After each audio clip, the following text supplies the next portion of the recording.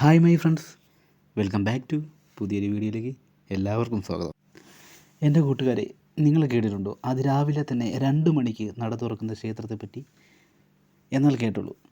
അപൂർവ ഐതിഹ്യങ്ങൾ, വ്യത്യസ്തമായ ആചാരങ്ങൾ, പാരമ്പര്യത്തിൻ്റെ ഇപ്പോഴും നിലനിൽക്കുന്ന ഒരു ഹൈന്ദവ തീർത്ഥാടന ക്ഷേത്രമാണ് തിരുവാർപ്പ് ശ്രീകൃഷ്ണസ്വാമി ക്ഷേത്രം.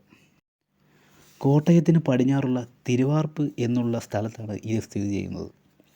ഭാരതത്തിൽ ഏറ്റവും ആദ്യം നട തുറക്കുന്ന, അല്ലെങ്കിൽ ഗ്രഹണ സമയത്ത് പോലും പൂജകൾ നടക്കുന്ന ഒരു ക്ഷേത്രമാണ് തിരുവാർപ്പ് ശ്രീകൃഷ്ണസ്വാമി ക്ഷേത്രം. വെളുപ്പിന് 2 മണിക്ക് നട തുറക്കും എന്നതാണ് ഇവിടുത്തെ ഒരു പ്രത്യേകത. വനവാസ കാലത്ത് പാണ്ഡവർ പൂജിച്ചിരുന്ന ശ്രീകൃഷ്ണ വിഗ്രഹമാണ് തിരുവാർപ്പിലെന്ന് ഒരു വിശ്വാസമുണ്ട്. ഒരു വാർപ്പിൽ ഒഴുകി വന്ന വിഗ്രഹം ഇവിടെ പ്രതിഷ്ഠിക്കുകയും തിരുവാർപ്പ് എന്ന പേരിൽ പ്രസിദ്ധിയാർജിച്ചു എന്നതുമാണ് ഐതിഹ്യം. പ്രതിഷ്ഠാ സങ്കല്പങ്ങളും ആചാരങ്ങളും ഓരോ ക്ഷേത്രങ്ങളിലും വ്യത്യസ്തമാണ്. കംസവധത്തിനു ശേഷം വിശന്നു നിൽക്കുന്ന കൃഷ്ണൻ്റെ സങ്കല്പത്തിൽ നിൽക്കുന്ന 4 കരങ്ങളോട് കൂടിയ പ്രതിഷ്ഠയാണ് ഇവിടെ. സമയനിഷ്ഠയുടെ കാര്യത്തിൽ അത്രയ്ക്ക് കൃത്യനിഷ്ഠ പുലർത്തുന്ന അത്യപൂർവം ക്ഷേത്രങ്ങളിലൊന്നാണ് ഇത്. വിശന്നിരിക്കുന്ന കണ്ണന് നേദിക്കുന്ന ഉഷപ്പായസമാണ് ഇവിടുത്തെ പ്രധാന വഴിപാട്.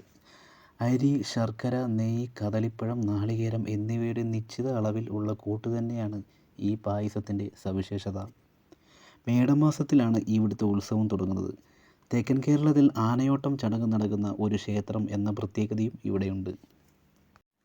തിരുവുത്സവ സമയത്ത് 4-നും 10-നും ഇടയ്ക്കുള്ള ബാലികാമാർ വ്രതാനുഷ്ഠാനത്തോടു കൂടി ക്ഷേത്ര പരിസരത്ത് താമസിച്ച് വിളക്കെടുക്കുന്ന വഴിപാട് ഇവിടുത്തെ മറ്റൊരു പ്രത്യേകതയാണ്.